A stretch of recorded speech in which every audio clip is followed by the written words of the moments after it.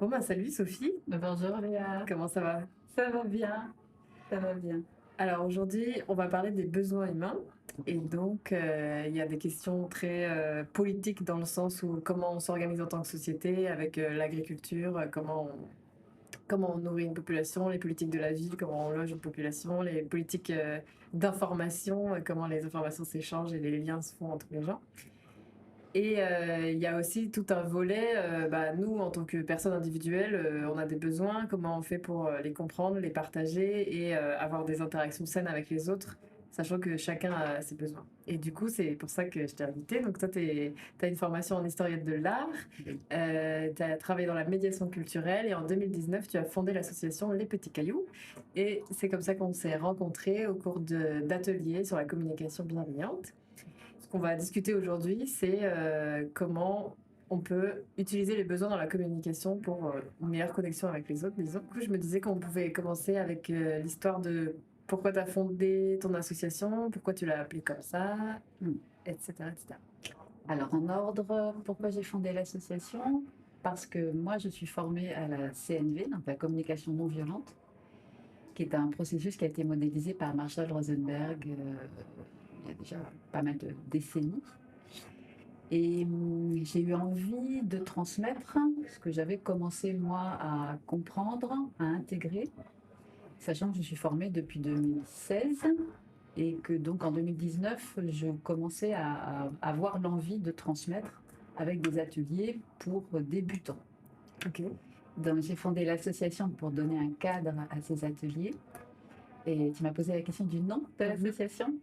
Les petits cailloux, ça évoquait deux choses pour moi. Il y avait vraiment cette idée de les cailloux qu'on sème sur une route un peu pour pas se perdre, qui signe un petit peu le cheminement. Et puis aussi l'idée de progression. L'idée de se dire qu'on n'allait pas passer de rien à tout, mais que les petits cailloux, c'était vraiment le sentiment d'avancement. Et dans mes ateliers, je parle souvent du plus petit pas possible qu'on peut réaliser en direction de l'endroit où on veut se rendre. Donc les petits cailloux, c'était ça aussi. C'était l'idée du cheminement et du temps qu'il allait falloir prendre et s'accorder pour arriver à un objectif de communication meilleur. Ok, ça me fait penser à la stratégie des gens qui sont dans les transitions écologiques et sociales où on sait que on va pas révolutionner un système et le transformer en système juste du jour au lendemain et qu'il faut prendre les gens là où ils sont, faire les petits pas. Et ça me fait penser aussi à la santé mentale en général où si on part d'une dépression très grave ou d'une maladie, on peut pas la guérir comme ça et qu'il faut avancer. Donc je trouve que c'est des thèmes qui se connectent et qui sont où la communication non violente permet de faire des progrès à la fois quand on travaille sur sa propre guérison et quand on travaille aussi en activisme, etc. Oui, tout à fait. Et du coup, est-ce que tu peux nous définir la communication non violente puisque tu as été formée? Alors, c'est vrai que c'est pas forcément facile à définir comme ça en une phrase. Mais tu as le Euh, temps, tu peux. Moi, j'aime bien dire que c'est une façon d'entrer en connexion avec soi et avec l'autre, et dans un double mouvement. C'est-à-dire que ça n'est pas uniquement destiné à faire un travail d'introspection, et ça n'est pas non plus uniquement destiné à entrer en relation avec l'autre. C'est vraiment, c'est amener de la lucidité sur les relations humaines, mais aussi la relation toute particulière qu'on entretient avec soi. Et c'est vraiment un mouvement qui va de soi à l'autre, de façon fluide et équitable. Donc on n'est pas entièrement tourné vers la satisfaction des besoins de l'autre, on n'est pas exclusivement centré sur la satisfaction de ses propres besoins, mais on a un flux vraiment vivant qui est connecté au flux de la vie et qui permet de passer voir ce qui se passe chez soi, de décrypter et puis d'être plus à l'écoute de l'autre. Donc on décrypte ce qui se passe en soi, on écoute ce qui se passe chez l'autre. Et ce mouvement alternatif d'écoute et d'expression crée ce que Marshall Rosenberg a appelé la communication non violente. Ok. Et c'est on peut dire que c'est une sorte de procédure et après il y a énormément de subtilités, mais du coup est-ce que tu peux donner un peu la structure générale Alors il y a effectivement une structure qu'on pourrait appeler presque grammaticale Oui. et qui fait partie de l'apprentissage pour les débutants, qui passe par 4 phases qui sont l'observation, c'est-à-dire observer une situation sans y apporter et sans y mêler de jugement, d'évaluation, de diagnostic. Mhm. Après cette phase d'observation, une phase de sentiment, de ressenti, comment je me sens dans telle situation, qui aboutit à quel est le besoin qui est en jeu si je ressens ce sentiment dans cette situation. Et la quatrième étape de ce processus, c'est la demande qu'on peut formuler à soi, à l'autre, à l'univers, s'il n'y a pas d'autre interlocuteur. Et cette structure grammaticale, on l'apprend d'une façon effectivement peut-être un peu scolaire, mais c'est vraiment pour arriver à se détacher de nos conditionnements antérieurs. Donc c'est apprendre une nouvelle manière de relationner avec soi, avec les autres. Et après, on peut se détacher de cette grammaire de base pour acquérir une fluidité d'expression plus personnalisée en fait. Mais c'est pas mal quand même de débuter sur cette sorte d'échelle observation, sentiment, besoin, demande, parce que ça donne le cadre avec lequel on peut commencer à construire de nouvelles relations. D'accord. Est-ce que tu peux donner un exemple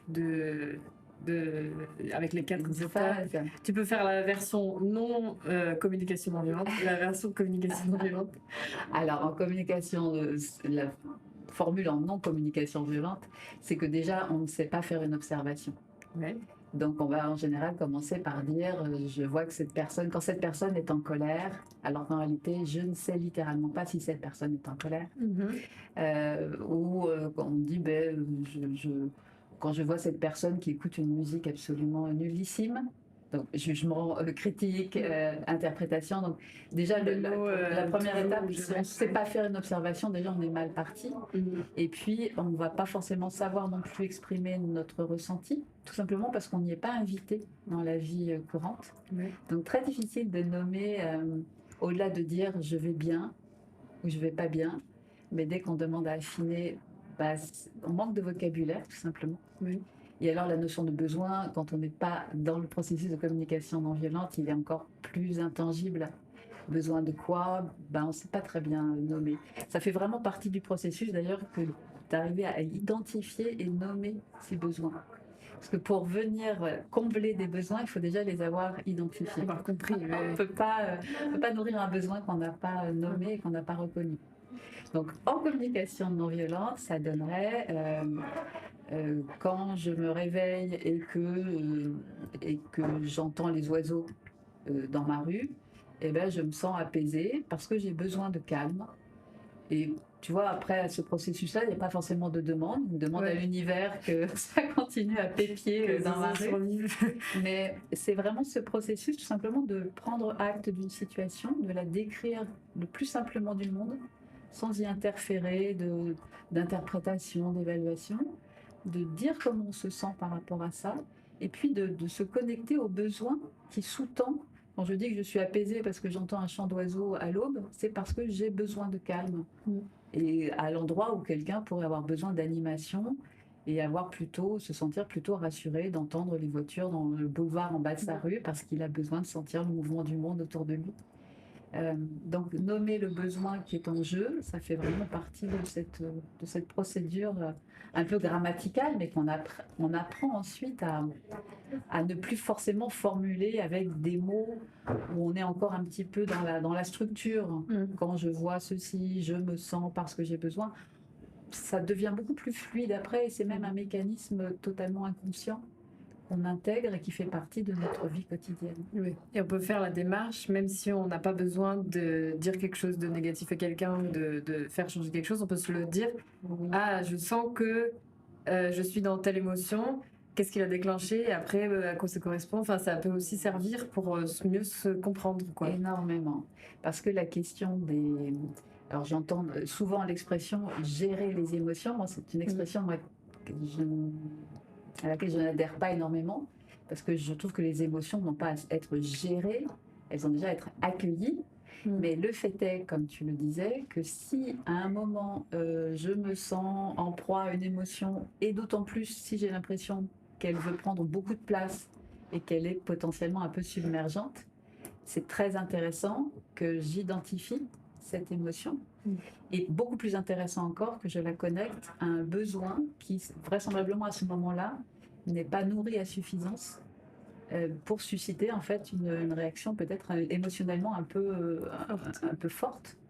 Donc oui, c'est ce travail de décryptage dont on parlait tout à l'heure qui est très intéressant au quotidien et en énormément de situations, même si on n'est pas en train effectivement d'être en relation avec quelqu'un d'autre.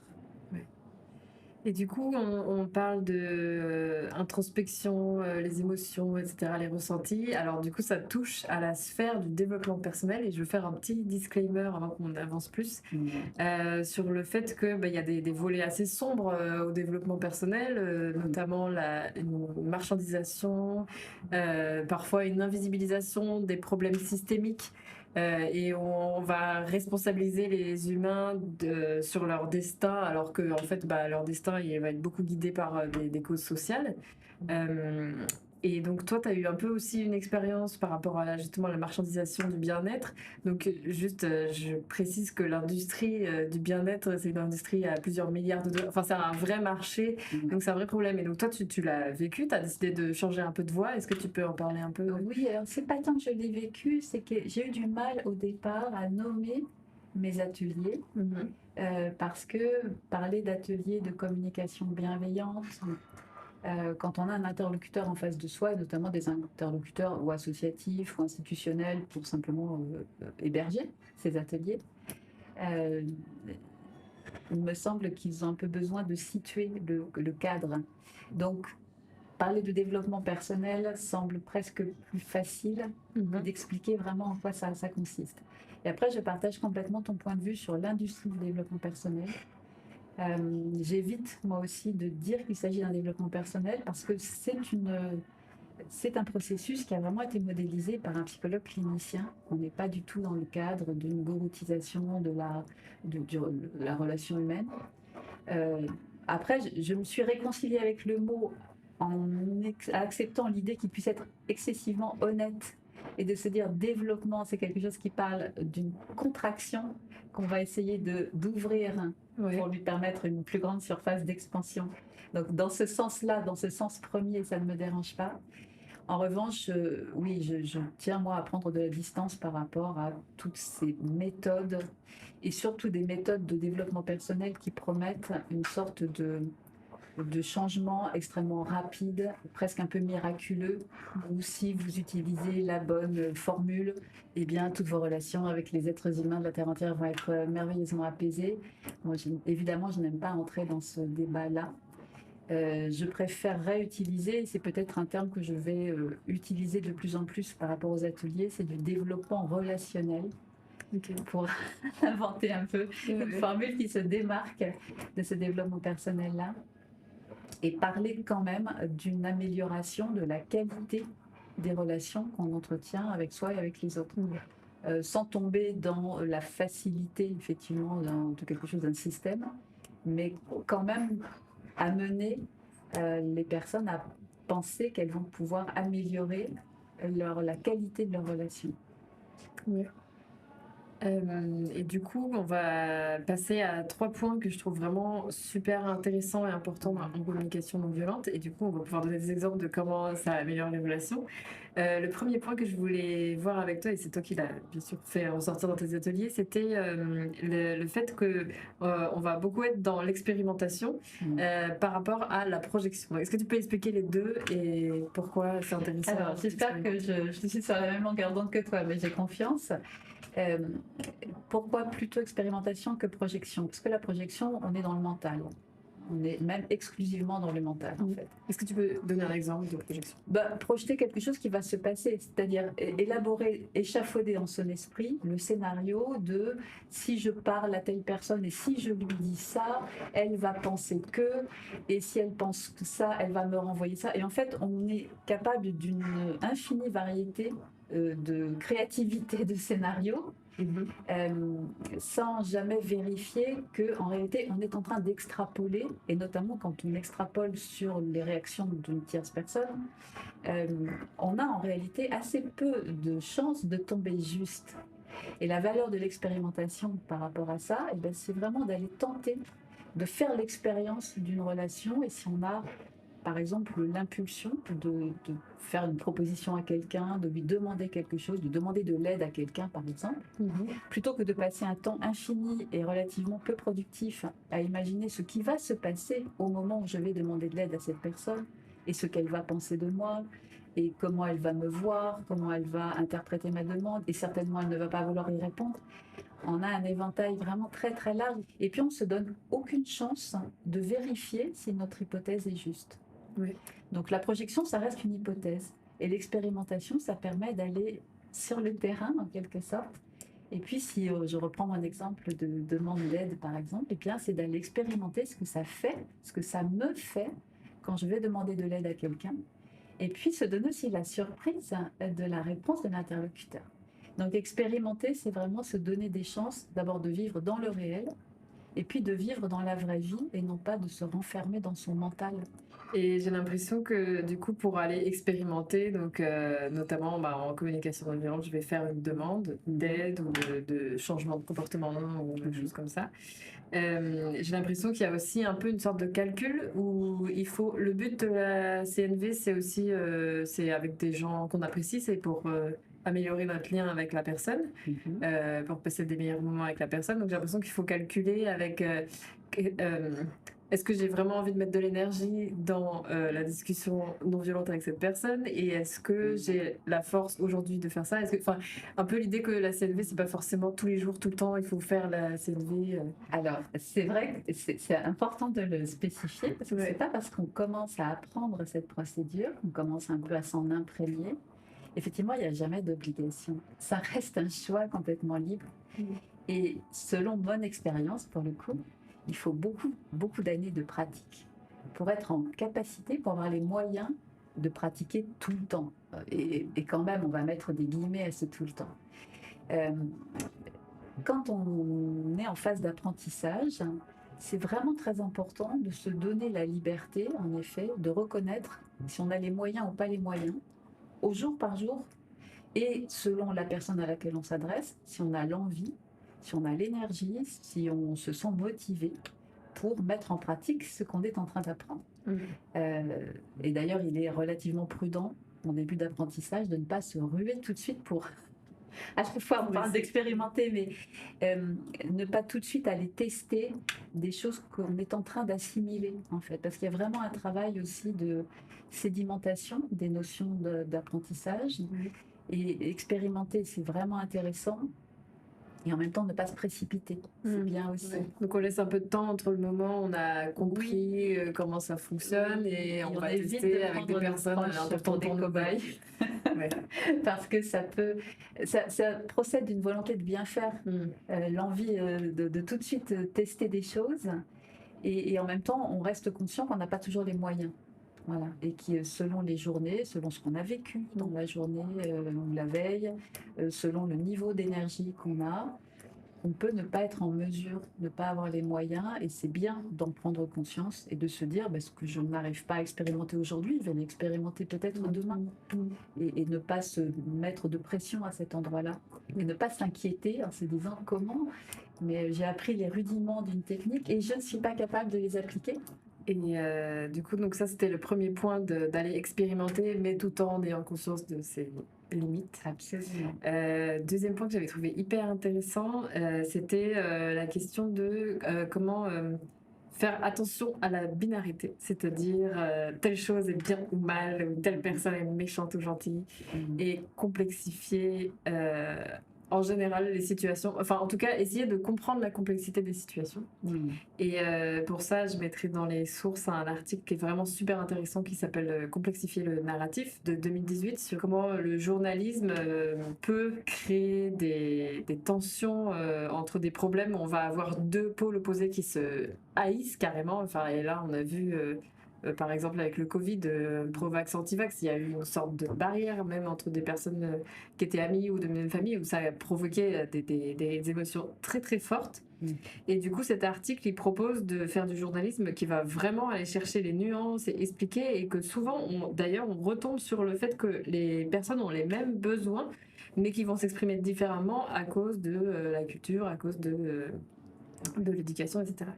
Et du coup, donc, est-ce que tu peux expliquer comment ça s'applique cette question de chercher la nuance et de ne pas faire de la binarité en communication non violente, par exemple avec une situation, je sais pas, au travail ou... La situation que tu évoquais, elle était particulièrement éclairante. Oui. Oui, on se méfie beaucoup de la binarité en communication non violente parce que ça amène de la division.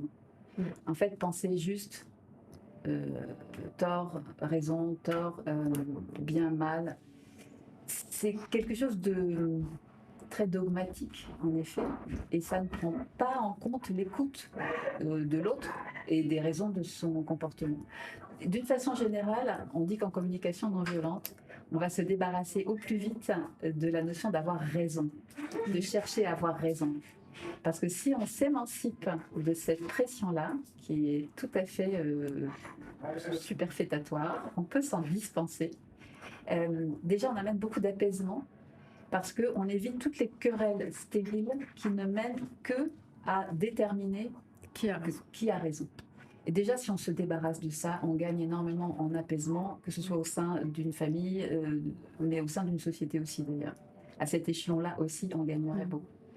Et donc, dans la mesure où on n'est pas en train d'établir qui a raison, on évite justement toute cette pensée qui est focalisée sur la division et la binarité.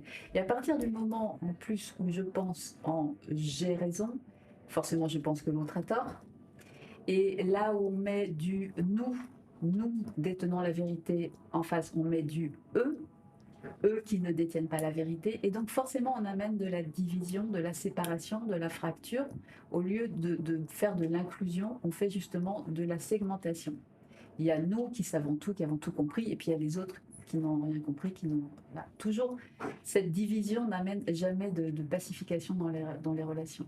Et ce qui est intéressant avec l'exemple que tu prenais tout à l'heure, qui effectivement a été un exemple particulièrement sensible autour des questions sanitaires en général, Oui. hein, j'aime bien le point que tu soulevais, qui était de dire chacun était en train de satisfaire des besoins.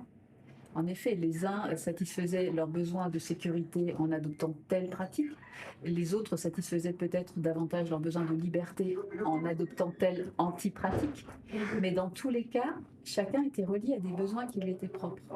Et au final, si on prenait simplement le temps d'écouter les besoins de l'autre, on serait beaucoup moins focalisé sur la distance qu'il y a entre nos deux modes d'arriver à satisfaire nos besoins et nos deux opinions qui semblent complètement irréconciliables. Il n'y a pas forcément besoin de les réconcilier. C'est l'idée aussi de l'absence de binarité, c'est qu'on n'est pas obligé de vivre dans un monde où tout le monde pense de la même façon. On peut tout à fait accepter les différences et les écarts d'opinion à partir du moment où on fait simplement le petit effort de se relier à ce qui est vivant chez l'autre. Et quand l'autre dit par exemple qu'il est hyper pro-vaccin et que peut-être moi je suis pas favorable à ce vaccin, mais simplement prendre le temps, au lieu de voir l'autre comme un ennemi, que c'est ça aussi la binarité, c'est de plaquer une figure d'ennemi sur l'autre. Si je prends ce petit temps d'honnêteté intellectuelle, de me relier à tiens, pourquoi est-ce que cette personne en face de moi professe une opinion aussi tranchée sur le vaccin? C'est certainement quelqu'un qui est peut-être dans la peur ou qui a un besoin de se rassurer et de protéger sa vie et la vie de sa famille. Et à l'instant où je me connecte à ça, le fait que moi je pense différemment produit un effet d'apaisement. Et cette non-binarité de j'ai raison, il a tort, ou inversement, c'est lui qui a raison, c'est moi qui suis complètement dans l'errance, amène instantanément une pacification qui est très bénéfique en fait, à l'écoute de l'autre, et où tout d'un coup, des points de vue qui semblaient très antagonistes peuvent se rapprocher par la curiosité de se dire ah oui, tiens, tu penses comme ça. Ah ben c'est intéressant parce que moi, en fait, alors, je pense différemment, je vais t'expliquer pourquoi. Et si on avait l'énergie et l'élan de raisonner de cette façon-là, on apaiserait énormément de choses qui sont conflictuelles, et comme tu le disais si bien, qui peut être conflictuelles au sein de groupes qui auparavant étaient relativement soudés, par de l'amitié ou par des liens familiaux. Donc prendre le temps d'aller voir ce qui est vivant chez l'autre et pourquoi il agit de cette façon-là, c'est vraiment se détacher de cette binarité. Et je trouve que c'est un processus qui est extrêmement dur parce que j'ai l'impression qu'on apprend, oui, bah, avoir raison, ça veut dire ne pas se faire marcher dessus, par exemple. Ou, en fait, j'ai l'impression que c'est un peu relié à des peurs ou, enfin, voilà, des problèmes de domination. Et du coup, c'est pas du tout naturel, je trouve. En fait, nous, si on a des valeurs, c'est quelqu'un qui nous dit l'opposé. En fait, on peut être directement énervé. Il faut quand même. Et du coup, je trouve que ce que tu disais à la fin, c'est un peu, bah, c'est un prix énorme de faire cette démarche. C'est très dur et on n'y arrive pas. Et au bout d'un moment, on y arrive, mais ça met longtemps, etc. Mais j'ai l'impression que la récompense, entre guillemets, c'est qu'on a on peut avoir des vraies relations avec des gens avec qui on n'est pas du tout d'accord. Et ça, en fait, ça procure de la sérénité énorme, en fait, de savoir qu'on peut discuter. Pour moi, ça va annuler énormément d'anxiété comparé à ce que certaines personnes peuvent vivre, où ils savent que ces sujets-là, je peux pas les aborder. Ouais. Mais bien sûr, et tu sais, si je devais formuler, selon mon expérience, quel est le besoin le plus partagé parmi tous les humains, je dirais celui d'être écouté. C'est-à-dire que quelle que soit l'opinion que je professe, être écouté par quelqu'un et que quelqu'un mesure ce que je suis en train de dire. J'ai vraiment eu l'impression, en fréquentant plusieurs groupes et moi-même quand j'étais en formation, ce besoin d'écoute, il est fondamental. Et même quand quelqu'un se retrouve peut-être en sous-nombre par rapport à une masse de personnes en face de lui qui pensent différemment de lui, il a d'autant plus besoin d'être écouté. Et être écouté, ça ne veut pas dire être validé. Ça ne veut pas dire que la masse des personnes qui pensent différemment de lui va dire ok, on change d'avis, tu as raison, on change d'avis et on pense comme toi. Mais juste, on t'a entendu, on t'a écouté et on a entendu ton opinion. Et simplement ça favorise la baisse de l'anxiété, y compris l'anxiété sociétale, à un moment de ne pas se retrouver dans une opinion qui est pourtant professée par le plus grand nombre. Donc c'est vraiment ce besoin d'écoute, pour moi, il est vraiment fondamental. Et à partir de ce moment-là, il n'y a plus d'ennemis. Il y a juste des humains qui sont en proie avec des émotions et des ressentis, des besoins qui sont différents. Si tu marches dans la rue et que quelqu'un d'un coup se précipite vers toi avec une manière de procéder qui te semble un petit peu agressive, tu peux te ressentir extrêmement mal, tu peux en vouloir et tu peux surtout plaquer très rapidement une figure d'ennemi sur l'autre. Si tu fais juste le petit pas en arrière pour te dire waouh, c'est quelqu'un qui a l'air d'aller extrêmement mal, c'est quelqu'un qui a peut-être vécu quelque chose de très compliqué aujourd'hui et qui est en train de s'en prendre à moi, mais parce qu'il a un besoin de défouler une énergie, une colère. À cet instant-là, tu cesses de mettre véritable frontière entre cet autre humain et toi. Et tu fais ce pas en arrière qui te permet de ne pas croire en fait que ça t'est adressé aussi personnellement et de voir simplement quelqu'un qui est en proie avec une difficulté. Et ça te permet pas seulement d'accueillir l'autre, mais toi aussi, ça te permet de te sentir mieux parce que tu n'es plus la proie de quelqu'un qui t'en voulait à toi forcément, et qui t'a vraiment visé et qui a envie d'être malveillant envers toi. Tout d'un coup, tu te dis non, il y a un humain en souffrance. Donc, c'est pas pour autant que tu vas lui ouvrir les bras. Je veux dire, on se protège aussi, on apprend à se protéger, même en communication non violente. Mais simplement, tu vas réaliser que tu as face à toi un humain qui souffre et qui est en train d'exprimer des besoins de façon désordonnée et peut-être un peu tragique. Mais en tout cas, c'est quelqu'un qui a des besoins à ce moment-là qui ne sont pas rejoints. Ouais. Super, du coup là ça clôture bien donc, le point 2 sur la non-binarité et du coup ça ressemble beaucoup à juste en général écouter qui est un des grands principes de la CNV. Le troisième point que j'ai trouvé très important en CNV, donc le but c'est de comprendre ses besoins et pouvoir les exprimer aux autres de manière entendable. Tu as parlé de quelque chose qui m'a vraiment explosé le cerveau, c'est la différence entre besoin et stratégie. Et en fait, ce qui pour moi c'est la clé sur le fait de comment on peut répondre à nos propres besoins sans enfreindre l'espace de l'autre et sans enfreindre son consentement, c'est-à-dire sans l'obliger à faire des choses. Alors que je pourrais avoir besoin Donc là, Alors, je te laisse. c'est vrai qu'il y a une assez grande confusion, et elle est facile, entre les besoins et les stratégies pour satisfaire ce besoin. Je crois qu'on avait vu ça en atelier une fois, c'est un exemple que j'aime bien. Pendant l'exemple d'un couple dont peut-être l'un des deux partenaires est rentré le premier à la maison, il s'est assis dans son fauteuil, il est en train de lire un livre, et puis le deuxième membre de ce couple arrive en disant viens, on va en forêt, on va aller marcher en forêt. En fait, l'un et l'autre croient que qu'il a besoin de lire assis dans son fauteuil, et l'autre croit qu'il a besoin d'aller marcher en forêt. En réalité, ce ne sont que des stratégies.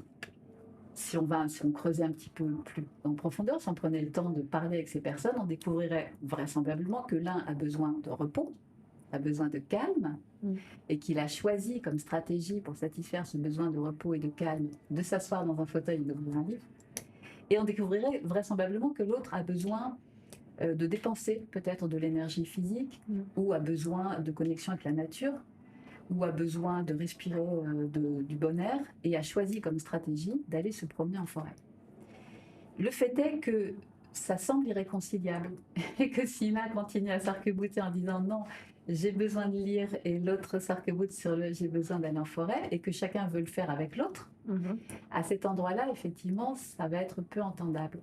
À partir du moment où on comprend qu'on a mis en place une stratégie, déjà, ça nous permet d'aller puiser plus en profondeur dans ce qu'on appelle vraiment le puits des besoins, et de comprendre, ah oui, ok, je n'ai pas besoin d'aller en forêt, j'ai besoin de me dépenser, ou j'ai besoin de respirer.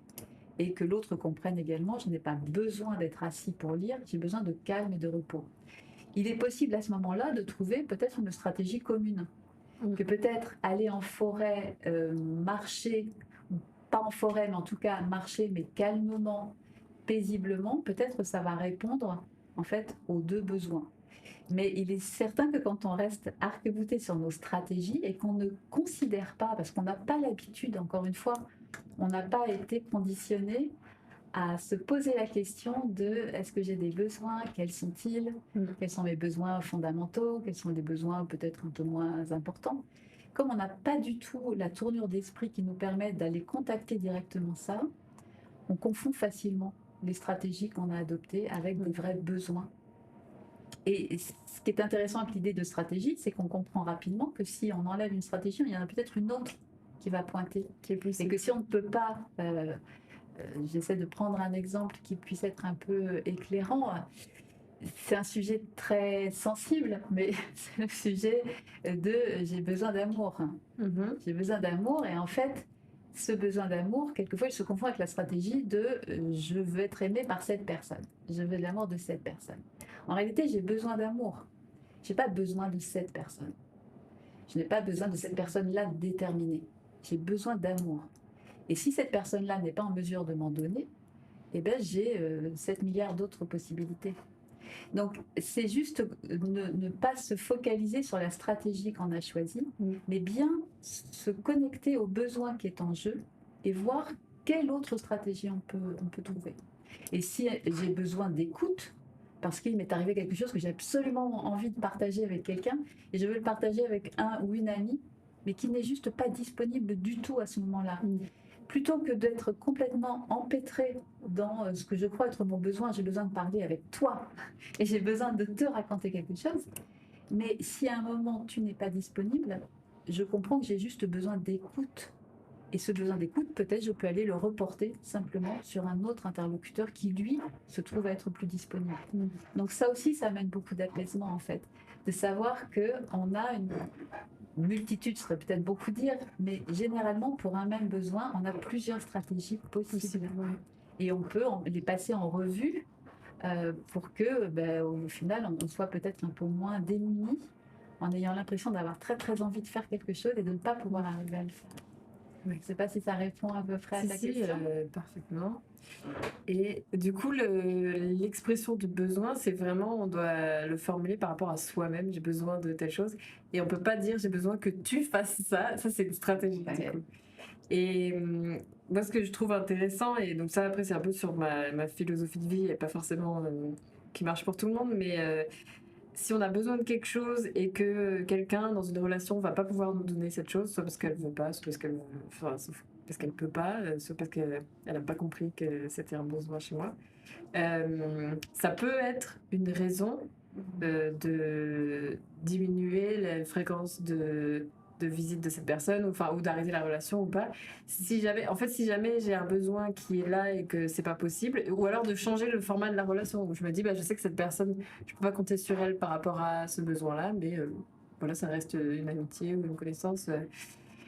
Et ça, c'est un peu le concept des limites, je trouve, qui est pas mal. Oui, c'est très intéressant le point que tu soulèves, parce que quelquefois, pour ne pas avoir identifié vraiment les besoins et les aptitudes de l'autre, on peut s'obstiner à attendre de quelqu'un quelque chose qu'il ne peut vraiment pas nous donner.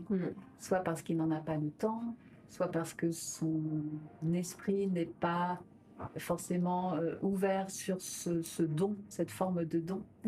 Et c'est vrai qu'il est facile de perdre de l'énergie à attendre de quelqu'un quelque chose qu'il ne peut pas nous donner. Et c'est très intéressant à ce moment-là de éventuellement reformater entre guillemets la relation et se dire ben voilà, je conserve cette personne dans mon entourage, dans mes proches, parce qu'avec cette personne je sais que je peux faire certaines choses et je vais continuer à faire, mais pour certains autres besoins je vais plutôt me tourner vers d'autres interlocuteurs. C'est vraiment important et ça c'est une vraie maturité relationnelle que d'arriver à comprendre ça, pour ne plus être en attente de choses qui ne peuvent pas arriver, ce qui est toujours dommageable parce que ça crée énormément de tensions. Et ça crée de potentielles exigences envers quelqu'un. Et merci d'avoir rappelé que normalement, une phrase qui commence par j'ai besoin que tu, déjà a peu de chances d'être exaucée. Parce que quand je m'adresse à quelqu'un en lui disant j'ai besoin que tu fasses ceci ou cela, avec 98% de chances, la personne va entendre une exigence. Elle ne va pas entendre mon besoin. Ce j'ai besoin que tu va être traduit par tu vas le faire, il faut que tu le fasses. Donc en effet, beaucoup plus intéressant de parler de soi. J'ai besoin d'écoute et non pas j'ai besoin que tu m'écoutes. Ce qui permet d'arriver vers toi en te disant par exemple j'ai besoin d'écoute. Est-ce que là, en cet instant précis, tu as de la disponibilité, de la disponibilité d'esprit, de la disponibilité de temps? Voilà, et ça me permet, et toi, ça va te permettre aussi de ne pas recevoir ma demande comme quelque chose qui fonce sur toi de façon un petit peu exigeante, urgente, et qui va te prendre peut-être un peu de court. Mais si j'arrive vers toi en te disant j'ai un truc à raconter, j'ai énormément besoin d'écoute, est-ce que tu as le temps? C'est juste une petite vérification. Et c'est très favorisant pour des relations apaisées, de vérifier simplement si la personne en face de soi a la disponibilité d'esprit pour nous recevoir avec notre besoin urgent de dire. Oui, j'aime bien cette. C'est aussi de préparer un espace où on sait que la personne va pouvoir recevoir ce qu'on veut. Mais oui, c'est tout simple. Et bien sûr que ça peut sembler un peu formel, mais on n'y met pas forcément toute cette forme très endimanchée d'arriver vers quelqu'un en disant excuse-moi, je voudrais savoir, c'est pas moi. C'est une vérification selon le degré d'intimité qu'on a avec la personne aussi. Mais c'est juste vérifier au passage. Est-ce que tu peux m'accorder 5 minutes? Est-ce que tu as... Ça va, là, tu as un petit peu de temps? Et ça n'est pas forcément une chose très formelle. C'est juste avoir la considération pour la personne en face de nous et se donner aussi plus de chance, parce qu'on ne le fait pas uniquement pour l'autre, mais on se donne aussi plus de chance d'être écouté par quelqu'un qui nous aura validé le fait qu'il était disponible, libre d'esprit, pas pressé, l'œil sur sa montre. On se donne aussi davantage de chances d'être exaucé dans notre besoin d'écoute. Puisqu'on ne fait pas uniquement les choses pour les autres, mais on les fait aussi pour soi. Est-ce qu'il y a d'autres points que tu voulais rajouter par rapport à la communication non violente? Je sais que tu m'avais parlé du fait que les besoins peuvent évoluer au cours du temps. Est-ce qu'il y a d'autres? Oui, alors amener de la détente aussi à cet endroit-là et ne pas s'inquiéter de voir cohabiter en soi des besoins qui semblent irréductiblement incompatibles. L'exemple tout simple, j'ai besoin d'être productive, j'ai besoin de farniente. Ben oui, ne pas s'effaroucher de sentir qu'on a des besoins contradictoires. En fait, c'est juste qu'on a des fluctuations. Et on peut abriter à la fois des besoins de productivité, d'efficacité, et des besoins de repos et des besoins de farniente. Et c'est complètement OK avec ça. Simplement, on va nourrir tantôt l'un et tantôt l'autre, mais on ne va pas se heurter de ne pas se sentir complètement aligné avec uniquement des petits besoins bien cohérents les uns avec les autres. On va accepter d'être une mosaïque de besoins pluriels. Et en général, en CNV, on dit qu'on nourrit le besoin qui crie le plus fort. Donc on ne va pas s'inquiéter. Si mon besoin d'efficacité à un moment prime sur mon besoin de repos, c'est lui qui va parler le plus haut et qui va dire « Oh, réveille-toi, fais des choses ». Et on va suivre ce besoin-là. Et puis à un moment, si on a beaucoup produit, le besoin de farniente et de repos va lui aussi être un petit peu en déficit. Donc c'est lui qui va monter au créneau en disant « Hé, là j'ai urgemment besoin qu'on se pose ». Donc on va écouter alternativement l'un et l'autre. Et de cette façon, on va nourrir l'ensemble de nos besoins et ne pas être inquiet de ressentir des choses qui sont apparemment contradictoires. Et puis la fluctuation, c'est aussi accepter que chaque jour soit différent. Et certainement, selon nos personnalités, on a des grands besoins fondamentaux qui vont être un socle qui, lui, ne va pas beaucoup bouger. Mais notoirement, les besoins de repos et les besoins d'animation, eux, sont très fluctuants. Donc on va se laisser porter par le flux de la vie qui fait que on a tantôt besoin de beaucoup plus d'animation, presque d'agitation dans nos vies, et par moments des besoins de calme, de silence, de repos. Et on va là aussi passer de l'un à l'autre de façon fluide, selon l'humeur un peu de la journée. Donc ça, oui, la fluctuation des besoins, elle est importante à respecter pour ne pas s'inquiéter de se sentir un peu morcelé. Nous sommes morcelés, de toute façon. C'est beau. Est-ce qu'il y avait d'autres choses que tu voulais dire ou ça... Peut-être une dernière chose, parce qu'elle me tient à cœur, même si elle n'est pas strictement connectée aux besoins, mais c'est l'intention, la valeur de l'intention. Voilà. La CNV, la communication non violente, quel que soit le nom qu'on lui donne d'ailleurs, communication bienveillante, communication non violente, ça n'est pas une martingale, c'est-à-dire que ça n'est pas acquérir une petite mallette avec des fiches techniques qu'on pourra sortir le cas échéant avec qu'est-ce que je dois dire quand... pour convaincre les gens de faire ce qu'on leur demande. Qu'est-ce que je dois dire à mes enfants quand je veux qu'ils mettent la table. C'est pas une technique de martingale qui donne des formules types, quels sont les mots, quel est le vocabulaire qu'on doit utiliser pour obtenir ce que je veux de l'autre.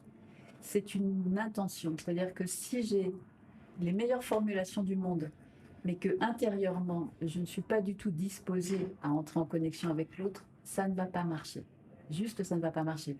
Et j'émets l'hypothèse que certaines personnes ayant testé la CNV de façon peut-être un peu à la surface des choses et voulu le tester sans être intentionnellement relié à l'autre, se disent « bah non, ça ne fonctionne pas. Pourtant, j'ai fait exactement comme on m'a dit. J'ai fait une observation, j'ai parlé de mes besoins, j'ai parlé de mes sentiments, mais je n'ai pas reçu d'écoute. » Je formule l'hypothèse que peut-être il n'y avait pas l'intention de se relier à l'autre. Et ça, on le ressent beaucoup. On sait quand quelqu'un est en train d'essayer de nous faire faire quelque chose, mais qu'il n'a pas l'intention d'être vraiment connecté à nous et d'être en lien avec nous tout simplement. Ça se ressent même de façon intuitive et non formulée. Mais ne pas oublier que nous sommes des animaux. Oui, on sent. Et qu'il y a une part non verbale excessivement importante dans les relations humaines, donc on évalue à plus de 90% dans un échange humain. Donc ce non-verbal, il est évidemment très perçu. Et ne pas avoir l'intention de rejoindre l'autre, c'est quelque chose qui se perçoit extrêmement bien. Donc c'est pas une technique où on apprend par cœur des formules magiques avec lesquelles on pourrait entrer en relation avec n'importe qui à n'importe quel moment, dans n'importe quel état d'esprit. C'est quelque chose qui me tient à cœur de le rappeler. Ok. Bon, alors maintenant pour notre dernière question. Oui. Est-ce que tu es prête? Oui. Donc, la question est la suivante. Si, voilà, quand tu traverses des périodes difficiles, tu peux sentir que ta personnalité va un peu s'altérer, tu peux perdre certains aspects de ta personnalité, etc. Mais tu vas peut-être avoir un noyau qui va rester et qui va aussi t'aider à à avancer. Est-ce que donc, pour toi, qu'est-ce que tu dirais qui est en toi, même quand ça va pas, ça reste là, c'est... Eh bien, je vais repartir de ton mot rester. Mhm, C'est la faculté de rester avec ça, justement. mhm, Et c'est ce que j'essaye de transmettre dans mes ateliers quand on en arrive à cette phase qui est vraiment importante, qui s'appelle l'auto-empathie. Euh, c'est ça, c'est ce avec quoi je peux rester si j'ai l'impression, si je traverse en effet une mauvaise passe, si j'ai l'impression que les choses se délitent autour de moi. L'auto-empathie, c'est une façon de me reconnecter à moi, mhm. de me donner une forme de réconfort et de savoir que moi, je suis toujours là pour moi. Je suis la seule personne qui ne va jamais partir en courant parce qu'il n'y a pas de scission à l'intérieur de moi.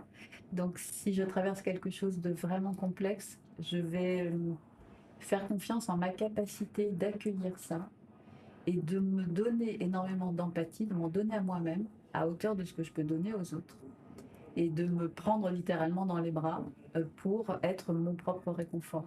Et je sais que j'ai cette ressource-là. Donc c'est une façon de ne pas complètement exploser en plein vol. Et même si autour de moi, les personnes ressources sur lesquelles je comptais, pour une raison ou pour une autre, ne sont pas là, ne sont pas au rendez-vous. Et je sais qu'il me restera toujours quelqu'un. Il me reste moi. Et cette façon de cultiver, de nourrir l'auto-empathie, ça permet de ne jamais être complètement privé de ressources. De se dire, même si plus personne n'est là, ben moi j'y suis et je reste avec. Comme cette image que je crois qui t'avait parlé. Comme un ami qui resterait assis sur le banc à côté de soi quand on traverse une épreuve. Et même s'il ne dit rien de spécial, même s'il n'apporte pas un conseil, une consolation, mais simplement le fait qu'il soit assis à côté de nous, c'est quelque chose qui est chaleureux, qui est humainement réconfortant. Ben, l'auto-empathie, c'est d'arriver à apprendre à être assis à côté de soi sur le banc et à rester à cet endroit-là, à l'endroit où tout le monde avait envie de partir en courant.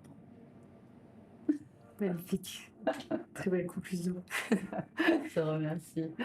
Yes. Bah écoute, est-ce qu'il y avait d'autres points? Après, je crois qu'on a abordé pas mal de choses. Évidemment que ça ne se limite pas à ce qu'on a évoqué. Je pense que tu as fait vraiment saillir les points essentiels. Et bien sûr qu'il y a encore beaucoup de nuances à découvrir, mais venez aux ateliers des petits cailloux. J'invite chacun à se pencher sur la question et à essayer d'en apprendre un peu plus. Ok, parfait. Bah écoute, merci beaucoup. Eh bien, merci beaucoup pour ton invitation et pour cette participation.